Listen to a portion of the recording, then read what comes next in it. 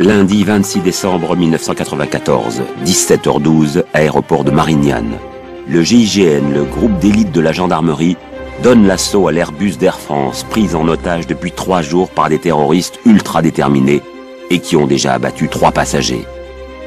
Pendant 17 longues minutes, les grenades explosent et les tirs fusent.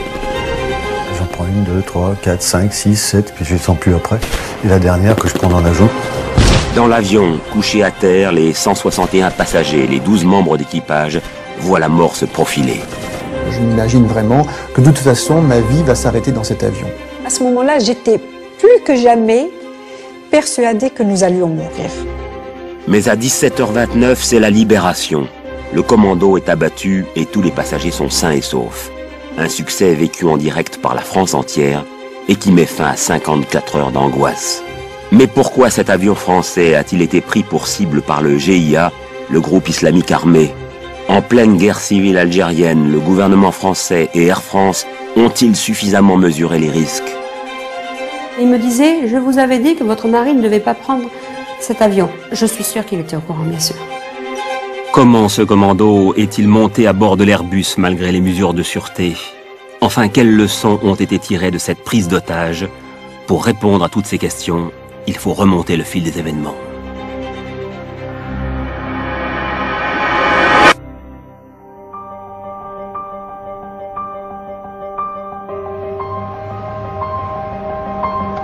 Nous sommes le jeudi 22 décembre 1994 à Alger, dans le quartier d'Hydra. C'est là que vivent Catherine Beugnet, son mari Yannick, un jeune couple arrivé 2 ans auparavant. Je travaillais au consulat de France et puis Yannick travaillait comme cuisinier à la résidence de France, cuisinier de l'ambassadeur. Catherine et son mari ont décidé de passer les fêtes de Noël en France. Ce jeudi 22 décembre 1994, Catherine se rend donc à l'aéroport avec ses enfants, direction Paris. Quand j'arrive à l'aéroport, donc j'enregistre mes bagages et puis il y avait cette fameuse personne que je connaissais parce que je le voyais souvent. C'est un employé qui travaillait à l'aéroport et puis il me dit mais où est votre mari? Alors je dis ben mon mari prendra l'avion après-demain lui.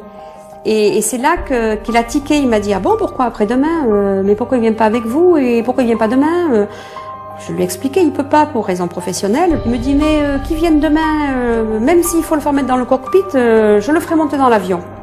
Il a vraiment insisté. Malgré l'insistance de cet employé, Catherine part seule. Mais arrivée à Paris, intriguée, elle appelle néanmoins son mari. Je lui dis écoute, si tu veux prendre le vol de demain, tu peux parce qu'il va t'aider à passer, il va te... Et mon mari en fait n'a pas voulu tout changer les plans.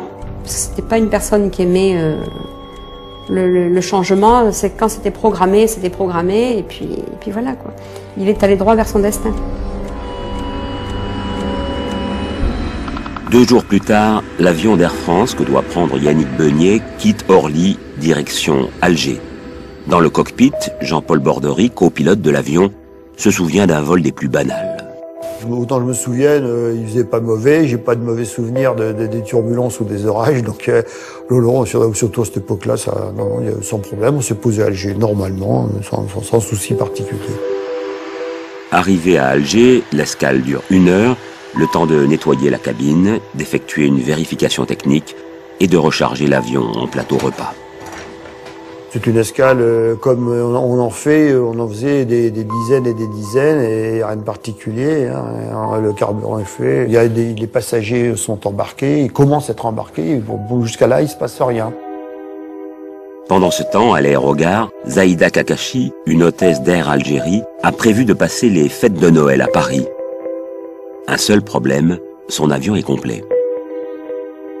J'attendais le vol de midi et j'étais dans l'aérogare quand un agent d'escale d'Air France, que je connaissais depuis des années, il m'a proposé de prendre le vol d'Air France. C'est comme ça que je me suis retrouvée à bord de cet avion. C'est vraiment un coup du hasard. 10h50, tous les passagers s'installent, parmi eux Yannick Beugnet et Zaïda Kakashi. Surprise, 4 policiers armés s'invitent à bord et vérifient les passeports de tous les voyageurs. Les individus sont arrivés, ils se sont présentés au service de la présidence, ils avaient un badge, ils avaient tout ce qu'il fallait. Donc on a laissé faire, si vous voulez. Mais Zaïda Kakashi, elle, se pose des questions sur leur présence. Je pensais que c'était des policiers, mais qu'à bord, il devait y avoir un terroriste. C'est comme ça. Parce que je me suis dit, des policiers algériens, normalement, ne montent pas dans un avion étranger. Parce que quand vous êtes à bord d'un avion français, vous êtes en territoire français. Christophe Morin, steward sur ce vol, s'interroge à son tour. Il y avait comme une vague importante qui venait depuis l'avant et qui commençait à dire « ce ne sont pas des vrais policiers ». Monsieur, me dit un des passagers, ce ne sont pas des vrais policiers. Je dis, mais qui vous fait dire ça? Parce que je suis sûr que ce ne sont pas des policiers. Et je prends l'information, j'en tiens compte, mais qu'est-ce que je peux en faire? Rien. Des policiers dans l'avion, rien d'étonnant finalement quand on connaît la situation en Algérie, une situation particulièrement sensible depuis quelques années. 3 ans plus tôt, jeudi 26 décembre 1991, pour la première fois depuis son indépendance, l'Algérie organise des élections pluralistes. Mais c'est le parti islamiste, le FIS, le Front islamiste du salut, qui remporte largement les suffrages. Un tournant pour le pays. Malik Aïtaoudia, journaliste algérien, était au cœur de ces événements. Tout le monde considérait que, voilà, il y a des élections, on gagne, on perd, c'est la vie. Mais là, le FIS posait un problème. Comme en 1933, Hitler a posé un problème, il est arrivé démocratiquement au pouvoir, et on sait ce qu'il a fait de ce pouvoir. Est-ce que l'Algérie devait prendre ce risque-là? Des gens ont estimé qu'il ne fallait pas prendre ce risque. Craignant une prise du pouvoir des islamistes, l'armée met fin au processus électoral et s'installe à la tête du pays. À ce moment-là, le pays est entré de plein pied dans la guerre civile. Une guerre civile qui va traumatiser l'Algérie pendant 10 ans.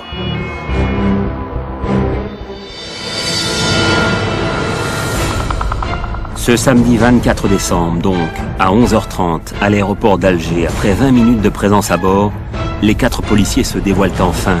Le chef du commando adresse alors son premier message à la tour de contrôle.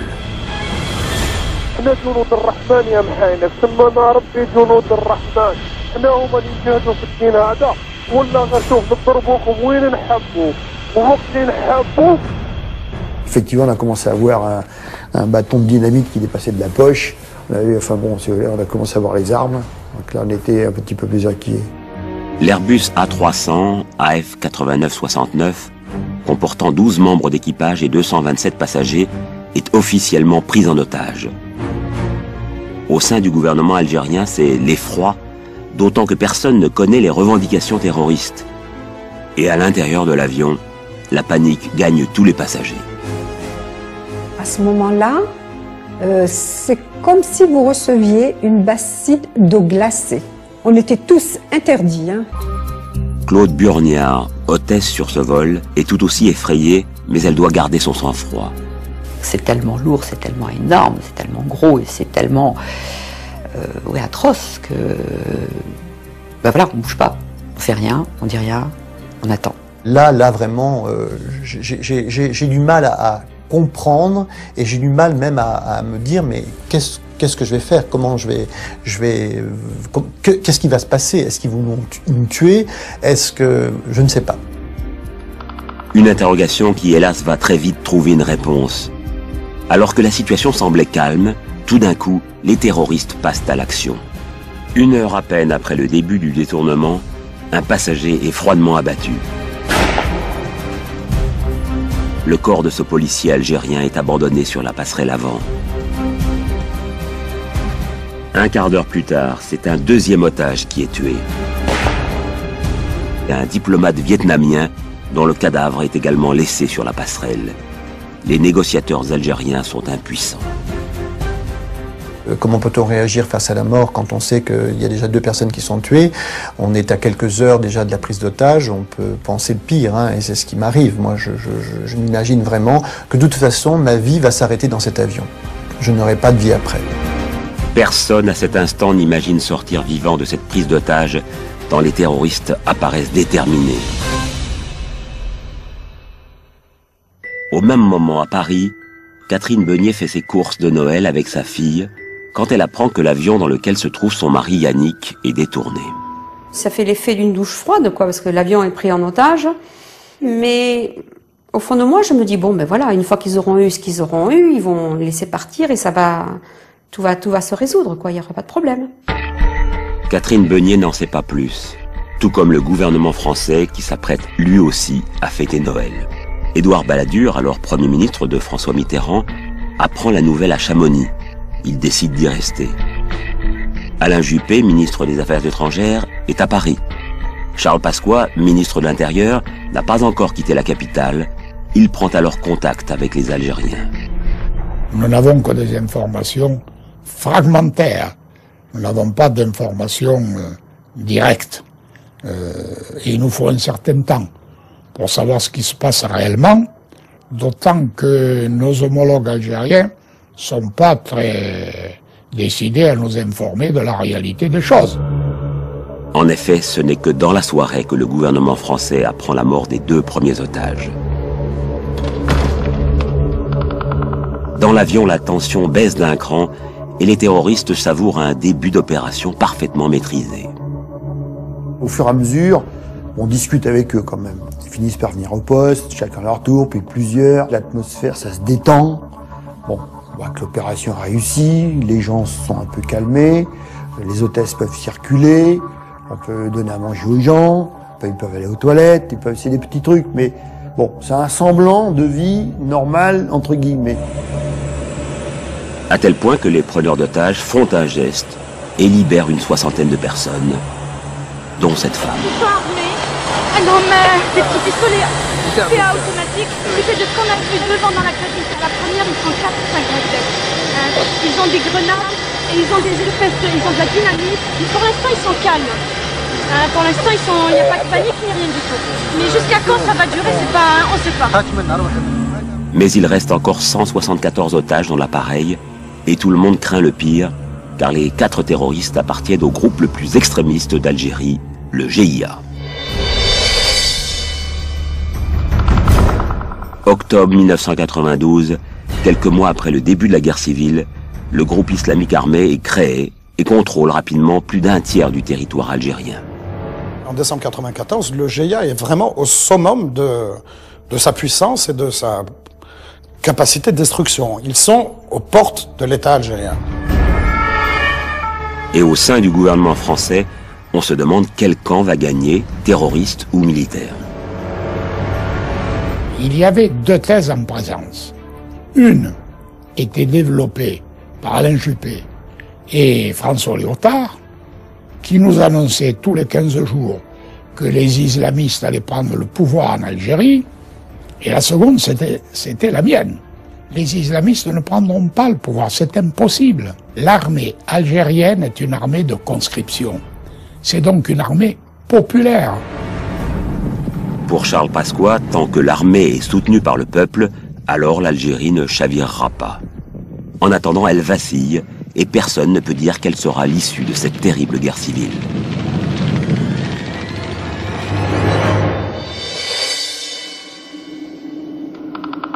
Ce samedi 24 décembre 1994, 6 heures après le début du détournement, les otages savent désormais à qui ils ont affaire. 4 jeunes terroristes, très décidés, avec des rôles bien répartis. Parmi ces 4 terroristes, il y avait un chef, Yahya. C'était un homme qui était déterminé. Le tueur, car il n'y en avait qu'un seul, un très grand, celui-là aussi était très déterminé. Les 2 autres, il y en avait un qui avait dû être récupéré comme ça, qui avait été un petit peu entraîné, qui était le plus fou, le plus extrémiste au niveau religieux, j'entends. Et il y avait un autre jeune qui était là. Alors là, on se demande pourquoi il était là. Si leur identité est désormais connue de tous, personne ne comprend exactement quelles sont leurs revendications. Apparemment, ils voulaient rien. Ils n'ont pas pris l'avion pour les libérer un imam ou un prisonnier de guerre ou un prisonnier, ce que vous voulez. Non. Nous, ce qu'ils nous ont dit, c'est qu'ils voulaient aller à Paris. Voilà. C'était leur obsession, aller à Paris. Seulement, l'avion ne peut pas décoller car la passerelle avec les 2 cadavres est toujours accrochée à l'avion. Une passerelle qui va être le principal point de négociation entre la tour de contrôle et les preneurs d'otages.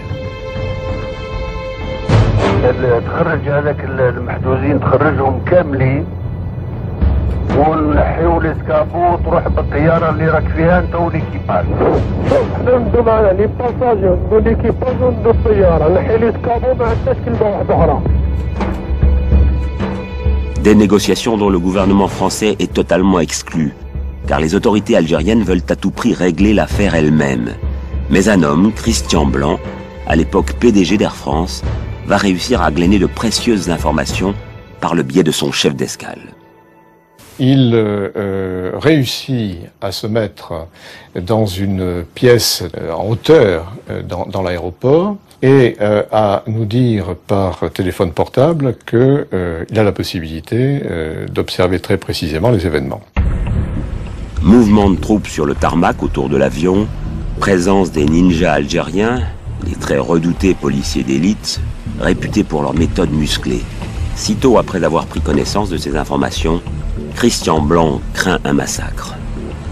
Même si nous étions sur le sol algérien, nous ne pouvions pas laisser une situation dont on voyait bien comment elle allait se terminer, c'est-à-dire par une prise d'assaut de l'appareil, quelles qu'en soient les conséquences humaines. Une solution envisageable, rapatrier l'avion le plus vite possible en France. Cependant, au plus haut niveau de l'État, les ministres ne sont pas d'accord entre eux. Alain Juppé a fait pression auprès de moi, comme auprès d'Édouard Balladur, pour que on accepte le plus rapidement possible que l'avion vienne en France.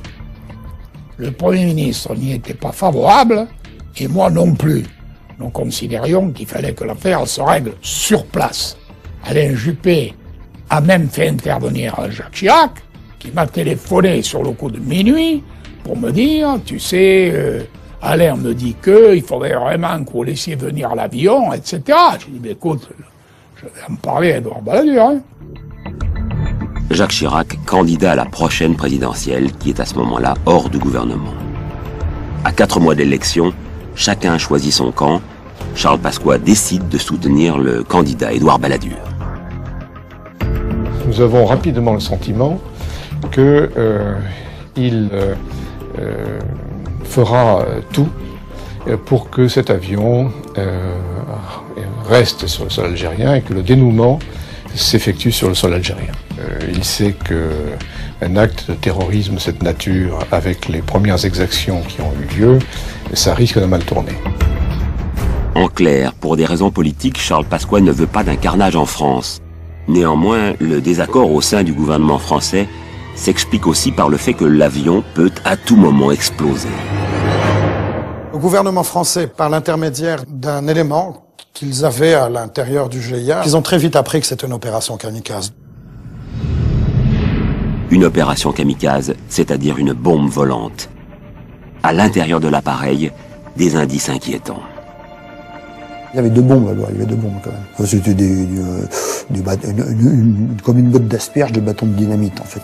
Enroulés avec des fils, il suffisait de mettre un détonateur, un contacteur, donc ils étaient quand même équipés. Certains imaginent que pour la première fois dans l'histoire, on fasse exploser un avion en vol, volontairement. Les gens ont évoqué l'idée que cet avion, tel un avion suicide, aurait pu se jeter sur Paris. On parlait même de la possibilité qu'il tente à se jeter sur la Tour Eiffel. Non, honnêtement, on n'a jamais su vraiment ce qu'il voulait faire à Paris. Mais il répondait jamais, il souriait mais il répondait pas. Face à ce danger, Charles Pasqua décide de positionner une partie des hommes du GIGN, le groupe d'intervention de la gendarmerie, à Palma de Majorque, en Espagne. Il s'agissait de demander au gouvernement algérien s'il était disposé à nous laisser intervenir. Je n'y crois pas. Il est inimaginable, en 1994, c'est-à-dire 32 ans après l'indépendance de l'Algérie, que des gendarmes français mettent le pied sur le sol algérien pour tuer des Algériens, fussent-ils des terroristes. Il ne peut pas y avoir de choses simples entre l'Algérie et la France. Un refus justifié par la relation particulière entre les deux pays depuis l'indépendance de l'Algérie en 1962. Une relation qui va d'ailleurs orienter les attaques du GIA lors de la guerre civile algérienne. C'est le début d'une longue série d'attentats contre la France et ses ressortissants. Dimanche 24 octobre 1993, à Alger, le GIA enlève 3 Français, Jean-Claude Thévenot, sa femme Michel et Alain Fressier. Les 3 employés de l'ambassade sont libérés une semaine plus tard, mais cet événement est un sérieux avertissement pour l'État français. Catherine Beugnet et sa famille ressentent immédiatement les conséquences de cette nouvelle menace. Jusqu'à ce moment-là, les gens vivaient un petit peu partout en ville. Chacun avait pris des appartements et tout. Là, ils nous ont tous regroupés à la fameuse cité Aïn Alla, sauf bien sûr mon mari et moi qui habitions toujours à la résidence de l'ambassadeur. La résidence Aïn Alla qui va être la cible d'un attentat. Le 3 août 1994, le GIA attaque cette résidence où loge donc la majorité des Français d'Alger. Bilan, 3 gendarmes et 2 autres fonctionnaires sont tués. La vie pour les ressortissants français devient de plus en plus difficile. Ils ont rapatrié tout le personnel sur le site de l'ambassade même, de façon à ce que le personnel habite sur son lieu de travail, n'ait plus besoin de sortir dans les rues et tout. Et c'est vrai que là, on sortait plus du tout, on était vraiment en prison. Et en 2 ans, une vingtaine de Français est assassinée par le GIA. Ils étaient persuadés qu'il y avait un soutien du gouvernement français au gouvernement militaire. Ça n'était pas tout à fait vrai, mais ça n'était pas totalement faux non plus. Le gouvernement français apportait une aide économique à l'Algérie. Donc il considérait que, en coupant l'État algérien des pays étrangers, ça faciliterait la chute de l'État et donc ça favoriserait la prise du pouvoir par le GIA. Quelques mois plus tard, le GIA décide de frapper un grand coup, détourner un avion français.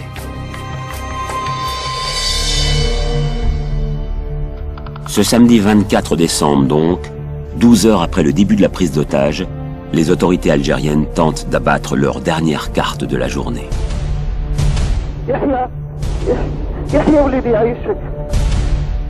La mère de Yahya, le chef du commando, est à la tour de contrôle et elle tente de raisonner son fils.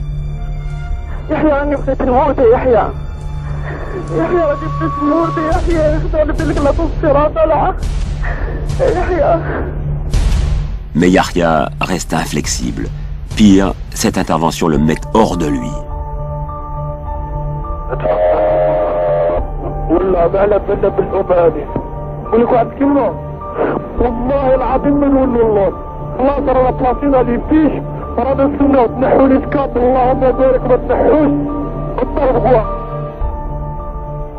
Il est ressorti, il était furieux qu'on lui ait ramené sa mère. Et il m'a dit, mais vous vous rendez compte, ils ont ramené ma mère. Et là, je me suis dit, non, on va jamais s'en sortir, c'est pas possible. Pour Zaïda, comme pour les autres passagers, la journée du 24 décembre s'achève avec cette inexorable peur de mourir. C'est le début d'une longue nuit d'angoisse pour tous les passagers et les 12 membres d'équipage. Une nuit partagée entre l'insomnie des uns et les crises de nerfs des autres.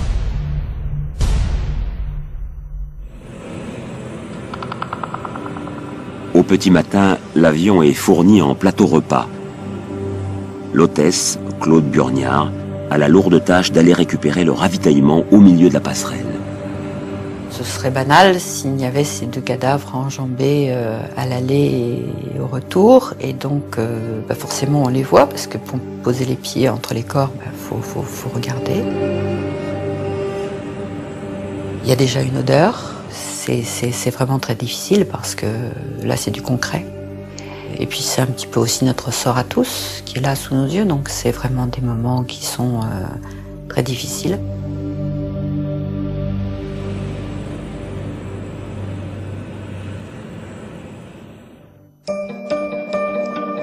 À 1500 km de là, tous les Français réveillonnent, mais Catherine poursuit en famille son interminable attente. On se dit, bon ben voilà, on voulait l'attendre pour ouvrir les cadeaux, mais bon, les enfants sont là, on dit, allez, on va ouvrir les cadeaux, il arrivera cet après-midi. Donc on déjeune, un déjeuner familial, mais on attend, dès qu'on parle, dès qu'à la télévision, il parle de la prise d'otage, hop, on est tous devant la télévision. La plus grande partie de cette édition de 13h du jour de Noël sera bien sûr consacrée aux heures tragiques que vivent depuis plus de 24 heures maintenant les 200 passagers et membres d'équipage du vol Air France 8969 pris en otage par un commando islamiste sur l'aéroport d'Alger. Les négociations algériennes n'avançant pas, Édouard Balladur se décide enfin à quitter Chamonix, son lieu de vacances.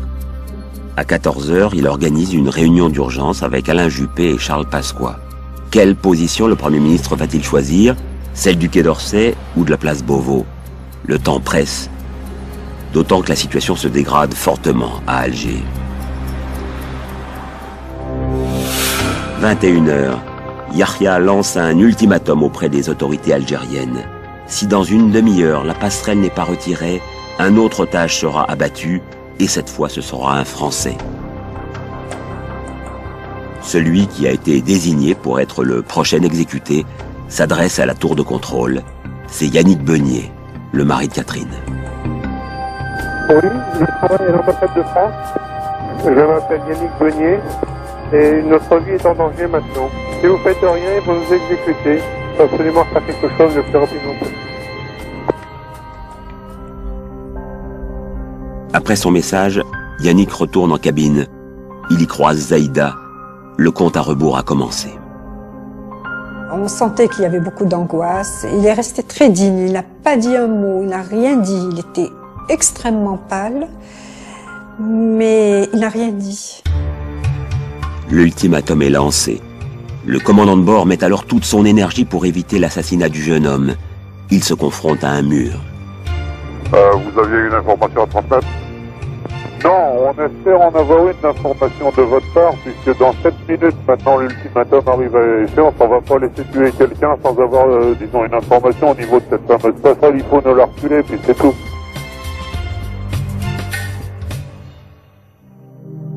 À Paris, Catherine a un mauvais pressentiment. On a fini de dîner et puis d'un seul coup, moi je me sens pas très bien et puis le chien se met à hurler à la mort et puis mon beau-frère se sent pas bien non plus. Comme une vague de froid qui est passée à la maison, quoi. Et puis je dis, bon allez, on s'en va, je mets mes enfants dans la voiture et puis on commence à prendre l'autoroute. Et bien sûr, avec France Info branché. Les membres du commando avaient fixé un nouvel ultimatum à 21h30. Une minute juste après son expiration, ils mettaient leur menace. J'entends d'un seul coup, un passager a été exécuté et jeté par la porte de l'avion. Immédiatement, ça m'a fait comme un coup de poing dans l'estomac et j'ai su que c'était lui. Dimanche 25 décembre, 21h30, les preneurs d'otages ont mis leurs menaces à exécution. Le corps de Yannick Beugnet est jeté sur le tarmac de l'aéroport d'Alger.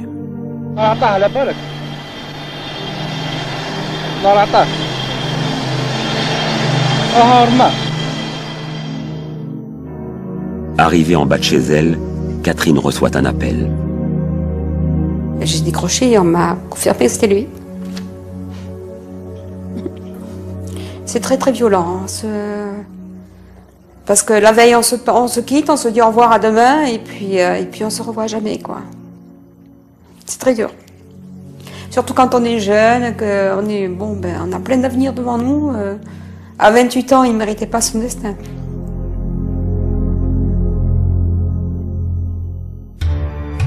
La mort d'un Français est insupportable pour le Premier ministre Édouard Balladur. Il appelle sur le champ Yamin Zerwal, le président algérien. Je lui ai parlé, je dois le dire, avec une certaine véhémence. Et je lui ai dit que je ne manquerais pas de stigmatiser devant toute l'opinion internationale le comportement du gouvernement algérien, qui d'une part refusait que l'avion quitte son territoire et d'autre part n'était pas capable d'assurer la sécurité des passagers. Et que j'exigeais le retour en France. Et c'est vrai qu'Édouard Balladur s'est, non pas, disons, pas énervé, mais enfin, disons qu'il a usé de tous les moyens qui étaient en sa possession, y compris la menace de la suppression de l'aide économique. Un argument qui fait céder le gouvernement algérien. La passerelle est retirée, l'Airbus A300 est enfin autorisé à quitter le territoire algérien. Mais les terroristes ne vont pas pouvoir regagner Paris immédiatement car la moitié du carburant a été consommé pour maintenir l'appareil en service. Ils vont donc devoir faire escale à Marseille. Alain Géhin, préfet de police du département, est mis en alerte. Je reçois un coup de fil d'Édouard Lacroix, qui est le directeur de cabinet de Charles Pasqua, et qui me dit Alain, vous allez sans doute récupérer l'avion. Il y avait le choix entre Nice et Marseille, et on a plutôt choisi Marseille. On fait notre travail et pour une fois, c'est nous qui avons un peu les rênes. C'est nous qui on dirige les opérations. C'était une parenthèse, disons, réconfortante parce que on a oublié tout le reste. La France prend donc les commandes de l'opération. Le GIGN quitte Palma de Majorque et prend la direction de Marignane, l'aéroport de Marseille. Au même moment, en banlieue parisienne, Thierry, membre du groupe d'élite jusqu'ici en vacances, est appelé en renfort. Arrivé à la caserne à Paris, je suis allé directement voir au groupe là-bas. Et puis le soir à minuit, bip, c'est parti. On nous a dit, il y a un transat qui t'attend à Villacoublay. Et puis on est embarqué et on est parti sur Marignane. 40 heures après le début de la prise d'otage sur le sol d'Alger, le vol AF 8969 atterrit enfin sur le sol français à Marignane. Il se gare loin de l'aérogare, à un endroit stratégique choisi par le GIGN. Dans les heures qui suivent, le gouvernement français prend une décision radicale. On ne le laissera pas repartir.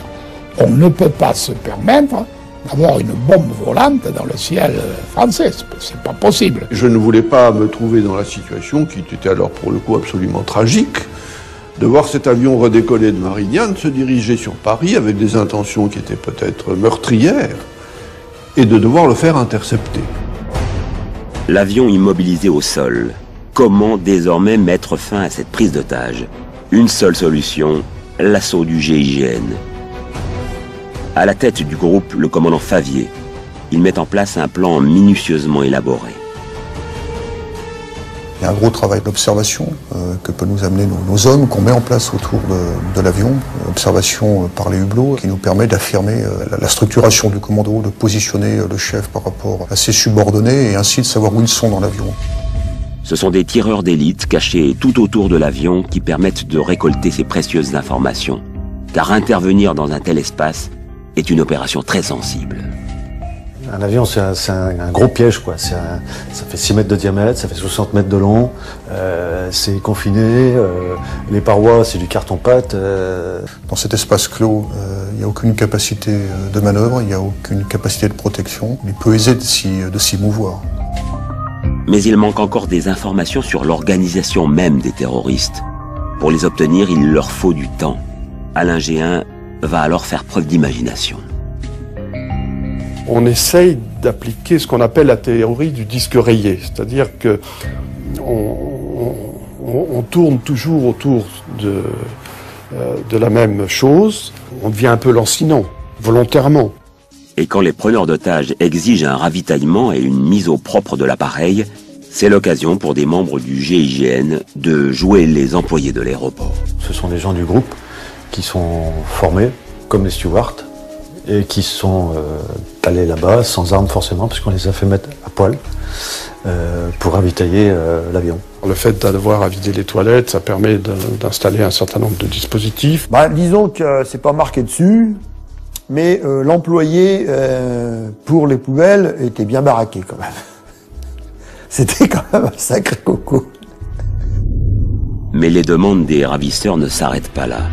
Leur obsession est toujours de rejoindre Paris. Et pour cela, il leur faut du carburant. Là encore, Alain Géhin va jouer la montre. Je commence à expliquer que les livreurs de carburant ne veulent pas amener le camion et faire le transvasement parce qu'ils ont peur. Je répète, nous sommes maintenant dans une situation psychologique où beaucoup de gens ont peur. Et beaucoup de gens qui sont en ce moment sur Marignane et qui doivent traiter éventuellement votre avion ont peur. Et pour les passagers, c'est l'incompréhension. Moi, j'étais offusquée, mais de quoi ils ont peur, ces gens-là? Pourquoi ils ont peur de venir mettre du kérosène? À aucun moment, je n'ai pensé que c'était une stratégie. Et puis après, alors là, la situation se tend. Et on va un peu plus loin dans le mensonge, je leur explique que personne ne veut venir. Commandant, je crois qu'il faut qu'on soit bien clair. Votre avion n'est pas un avion comme tous les autres. Enfin, il n'y a pas des tickets de grève. Là, j'imagine que si un avion demande le plein, il y aura quelqu'un pour aller lui faire. Faut pas exagérer, non? 16h, Yahya s'impatiente et s'énerve. Tu vas payer très cher. Hein? C'est nous qui on décide, c'est pas vous ou le commandant de bord. C'est nous qui décide. Tu vas payer très cher. À un moment donné, ils en avaient marre. Ils en avaient marre qu'on ne prenne pas au sérieux leurs revendications. Donc, ils nous ont dit, bon, on va faire quelque chose. Et bon, vous mettez en route et on va déplacer l'avion. On voit cet avion venir se plaquer juste sur la tour de contrôle où nous étions. Pour tous, le dénouement est proche et s'annonce tragique. Une demi-heure plus tard, cette intuition se confirme dans l'avion. Celui qui était le plus, qui évoquait le plus le Coran, prend le public adresse, c'est-à-dire le micro, et commence à réciter les versets du Coran, les versets de la mort. Et à ce moment-là, j'avais basculé. J'étais dans l'antichambre de la mort, vraiment, parce que à ce moment-là, j'étais plus que jamais persuadée que nous allions mourir. On ressent dans cet avion une chape de plomb, quelque chose de très très fort, très lourd, quelque chose qui fait appel vraiment à la mort, qui n'est plus du vivant. La tension est à son comble. Les 4 preneurs d'otages passent à l'action. Ils ouvrent les portes arrière et ils tirent sur tout ce qu'ils peuvent tirer. Il y a surtout un avion d'Air France qui est pas loin. Ils tirent sur l'avion d'Air France. Ils tirent sur la tour de contrôle. Ils tirent sur tout. Voilà. Donc là, on a vécu un moment de tension absolument terrible. Dès qu'on entend les coups de feu, c'est le vide dans la tête, quoi. On pense plus qu'à une chose, c'est y aller, quoi. Y aller avec 3 objectifs en tête. Neutraliser les terroristes, libérer les otages et désamorcer les explosifs. Et à 17h12, l'assaut est donné. 3 passerelles avec les membres du GIGN se dirigent vers l'avion. À l'intérieur de l'appareil, le groupe d'intervention est repéré par 2 terroristes présents dans la cabine. Ils remontent le couloir en courant jusqu'au cockpit, alerter leurs frères d'armes. La passerelle arrive au pied de l'avion. Il y en a 2 qui sont devant et qui sont leur boulot, eux, c'est d'ouvrir la porte à 2. Ils ouvrent la porte, ils s'écartent. Nous, on rentre et eux rentrent à l'arrière. Ça, c'est théorique, ça.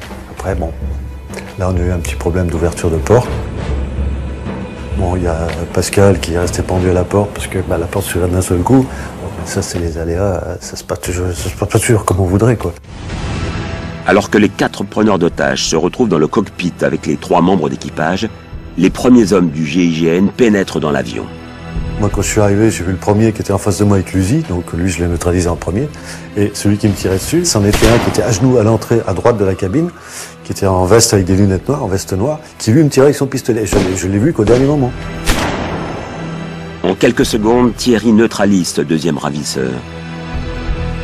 Le copilote, Jean-Paul Bordery, se retrouve dans le cockpit, coincé derrière les 2 terroristes. Donc la meilleure solution, ou la moins mauvaise, c'est d'évacuer par la glace. Les 2 là qui sont encore vivants et qui échangent des coups de feu avec les GIGN, bon, ils sont occupés, mais j'essaie de faire en sorte qu'ils m'entendent pas, qu'ils me voient pas. Et donc je monte sur mon siège, je mets mes fesses sur le rebord de la fenêtre, je les surveille, et à ce moment-là, malheureusement, en fin de manœuvre, il y en a un qui m'a vu faire. Je voyais bien qu'il essayait de me mettre en ligne de mire, et quand j'ai vu le canon devant moi, j'ai précipité le mouvement, en fait, si vous voulez. Donc je suis parti mal, et je suis arrivé mal. Le copilote, Jean-Paul, fait une violente chute de 6 mètres. Mais il se relève immédiatement. Sorti. Tu vois. Et après, bon, alors après, rapidement, les réflexes reprennent le dessus, on se relève, je marche comme un automate, là. C'est la mécanisation qui revient, en fin de compte. Parce que je vois que je suis blessé au bras partout, je prends mon bras à gauche avec mon bras droit, mais à la jambe, j'ai mal, mais je sais pas ce que j'ai. Mais bon, je peux marcher, donc je marche, voilà. Jean-Paul Bordery, malgré un col du fémur brisé et une main fracturée, réussit à s'éloigner de l'avion. Mais à l'intérieur, le combat se poursuit Thierry est visé par l'un des terroristes. Voilà, j'en prends 1, 2, 3, 4, 5, 6, 7, puis je ne les sens plus après. Et la dernière que je prends dans la joue, qui me sort de la cabine, qui me sauve la vie en fait, parce qu'elle m'extrait de la cabine, dans le couloir. Ce qui m'a permis de me traîner à gauche, à l'abri des vues, quoi. Et là, il a continué à me tirer dessus. Les deux autres équipes du GIGN pénètrent par l'arrière de l'avion. Un choc pour le steward Christophe. J'ai pensé que c'était d'autres terroristes qui rentraient à bord, parce qu'ils sont extrêmement violents dans leurs paroles. Ils disent à terre, mettez vos mains sur la tête, enfin... Moi, à ce moment-là, au contraire, à aucun moment je n'ai eu peur, parce que je savais que c'était fini. D'une manière ou d'une autre, ça allait être fini. Il fait nuit, l'avion, les stores sont fermés, il y a des cris, il y a des tirs, il y a de la fumée, il y a des hurlements parce qu'il y a des blessés, il y a des passagers qui sont au bord de la crise de nerfs et on les comprend.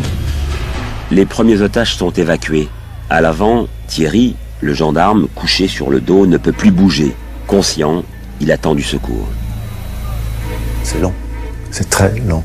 Aller le chercher est un exercice extrêmement dur. Il faut qu'on puisse le faire en sécurité pour ceux qui vont y aller. Il faut qu'on l'extrait le plus vite possible, mais ça prendra du temps quand même. Ça prendra du temps.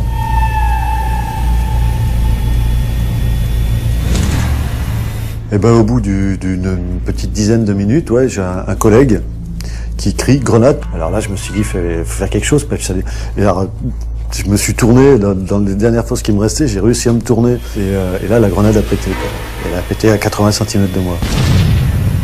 Ça a fait un trou de 20 cm dans l'avion, quoi. Thierry est évacué juste après. Très gravement blessé, il est emmené immédiatement à l'hôpital. À l'arrière, la libération des passagers se poursuit. Nous étions tellement persuadés qu'il y aurait des morts, et au fur et à mesure qu'on voyait les gens descendre les toboggans, etc., on se disait c'est des vivants en plus qu'on va avoir. Vous voyez ce que je veux dire? Et pour nous, c'était très important.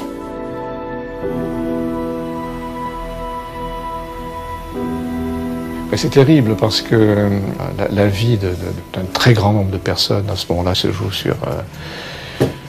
on sait plus sur quoi, enfin. C'est un moment très lourd, très poignant. Oui. Après 17 minutes d'intense combat, les 4 terroristes sont abattus. Tous les passagers sont libérés sains et saufs, et l'avion n'a pas explosé. Car par miracle, juste avant l'assaut, l'un des terroristes a déplacé la bombe située dans le cockpit. Quand le GIGN a attaqué, il a bloqué tous les 4 terroristes au poste, et ils se sont tirés dessus, bien sûr, mais ils n'avaient plus la bombe. Parce que je vous laisse imaginer ce qui serait passé s'ils avaient eu la bombe encore à portée de main. Un immense succès pour le GIGN et un soulagement pour les 161 passagers et les 12 membres d'équipage, mais aussi pour l'opinion française tout entière, tenue en haleine pendant 54 heures.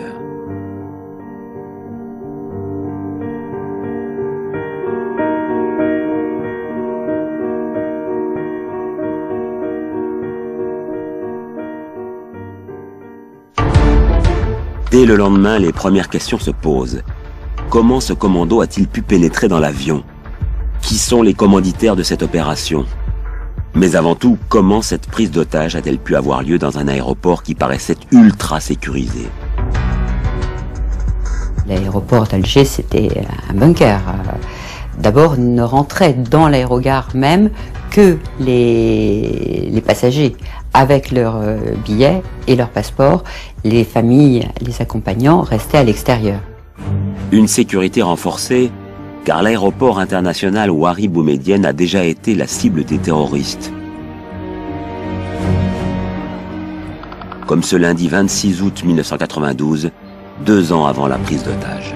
10h57, une bombe explose, le terminal est dévasté, les dégâts sont considérables. Le dernier bilan fait état de 9 morts et une centaine de blessés.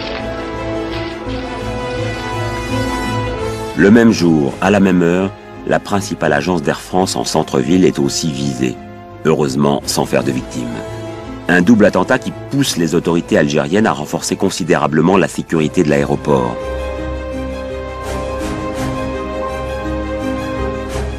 Mais comme le révèle Christophe Naudin, Spécialiste en sûreté aérienne, cette sécurité va très vite s'avérer inadéquate.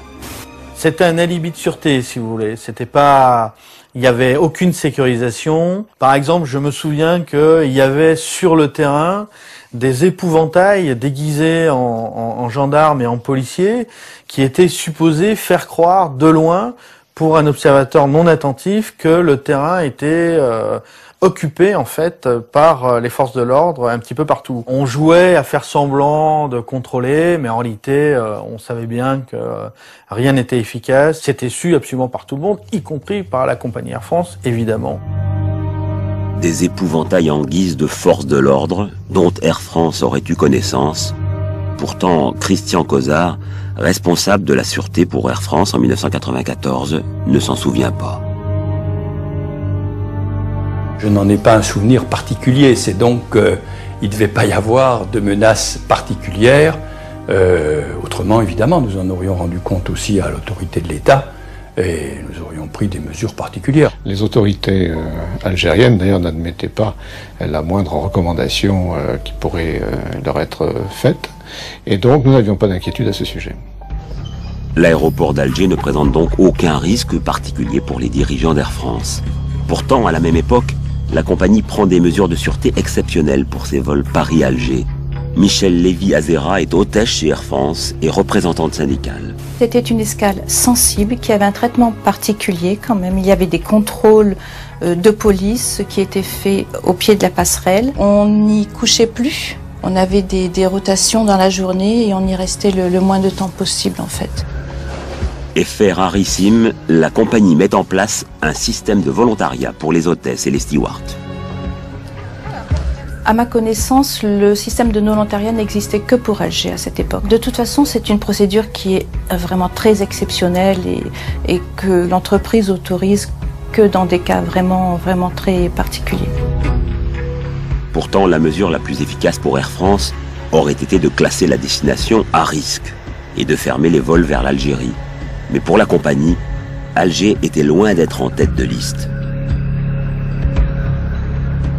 Nous avions des inquiétudes concernant l'Afrique noire, mais absolument pas sur le Maghreb et en particulier sur Alger. Alger était surtout une destination rentable. Il y a 3 Airbus A300 par jour, à 300 passagers par vol. Ça fait énormément de monde et c'est plein en permanence toute l'année. Donc c'est un pont aérien. On n'interrompt pas un pont aérien comme ça, simplement sur des présomptions. Et puis la poursuite des vols s'explique également pour des raisons diplomatiques. Arrêter les vols, c'est comme si le gouvernement français marquait sa défiance vis-à-vis du gouvernement d'Alger. Donc c'est difficile, ou en tout cas, il faut y réfléchir à 2 fois avant de prendre cette décision. En tout cas, Air France ne peut pas la prendre seule. Elle doit la prendre en relation avec le ministre des Transports, et en fait le chef du gouvernement, le Premier ministre.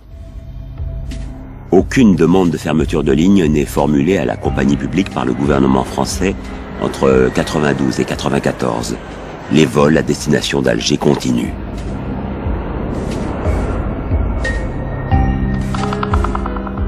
Si le jour du détournement, la sécurité de l'aéroport laisse à désirer, il n'en reste pas moins incroyable de pouvoir prendre en otage aussi facilement un Airbus, à moins d'avoir des complicités. Au summum de sa puissance, le GIA, en 1994, s'infiltre dans toute la société civile algérienne. Ils ont bénéficié de la complicité d'un commissaire de la police de l'air et des frontières. Ils se sont fait établir des faux badges et ils sont rentrés par une entrée de service avec ce policier. Cette complicité à un niveau élevé de la hiérarchie policière a joué un rôle fondamental dans l'opération. Des policiers qui ne sont pas les seuls à être informés du futur détournement. On s'en souvient, un employé de l'aéroport algérien avait insisté auprès de Catherine Beunier le jour de son départ pour que son mari Yannick ne prenne pas ce vol. Une insistance en forme d'aveu, confirmée dans une lettre. Il m'a envoyé un petit mot en me disant, un petit mot très court, mais il me disait « Je vous avais dit que votre mari ne devait pas prendre cet avion ». Je suis sûre qu'il était au courant, bien sûr. Mais plus surprenant, il semblerait que les services secrets français à Alger étaient également au courant. Quelques semaines avant les faits, les employés de l'ambassade de France auraient reçu une note de service. Il était bien marqué qu'il ne fallait pas voyager le 24 et le 25 décembre sur cette note.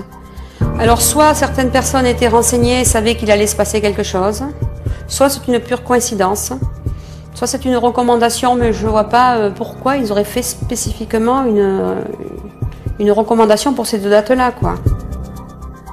Un mystère de plus qui vient alimenter les nombreux éléments troublants auxquels l'enquête menée en France depuis le détournement n'a toujours pas donné de réponse. Car 18 ans plus tard, l'instruction est toujours en cours. Une question essentielle reste également en suspens. Qui a ordonné cette prise d'otage? Certains osent désigner clairement des commanditaires. Le GIA était une émanation purement algérienne et vraisemblablement quand même largement noyautée par la direction du renseignement algérien. Tout ce que je sais, c'est que le pouvoir de l'époque manipulait les groupes islamiques armés qui étaient dans le pays en les faisant agir de temps en temps et en réprimant de temps en temps de façon à pouvoir justifier une présence militaire extrêmement forte en Algérie. Je reste quand même persuadé que le rôle n'a pas été tout à fait clair au moment de l'Airbus et encore moins clair au moment des attentats de 95. Car cette prise d'otage signe les prémices de la vague d'attentats que la France va subir pendant l'été 1995. Des attentats tous revendiqués par le GIA. Mais en attendant, quelles sont les conséquences de ce détournement? La plus immédiate, c'est la fermeture de la ligne Paris-Alger, une décision lourde de conséquences. Le GIA a gagné, c'est-à-dire que l'Algérie est encore un peu plus coupée du monde. Donc c'est la première conséquence de ce détournement. Les relations diplomatiques entre la France et l'Algérie sont alors de plus en plus tendues. La liaison commerciale ne reprendra que 9 ans plus tard. Autre conséquence attendue, de nouvelles mesures de sécurité dans tous les aéroports du monde. Pas si sûr. Peut-être les divers pays concernés par le terrorisme n'ont-ils pas pris suffisamment la mesure du risque et du danger? N'ont-ils pas médité suffisamment les enseignements de cet attentat? Mais étrangement, ce sont surtout les groupes terroristes du monde entier qui ont tiré l'essentiel des leçons du détournement. Aucun des terroristes n'avait jamais pris l'avion de sa vie. Donc, lorsqu'ils ont détourné l'avion, il fallait qu'ils s'en remettent au commandant de bord. Ils n'étaient pas maîtres de l'avion, ils n'étaient pas maîtres de leur opération, ils n'étaient pas maîtres de leur destin.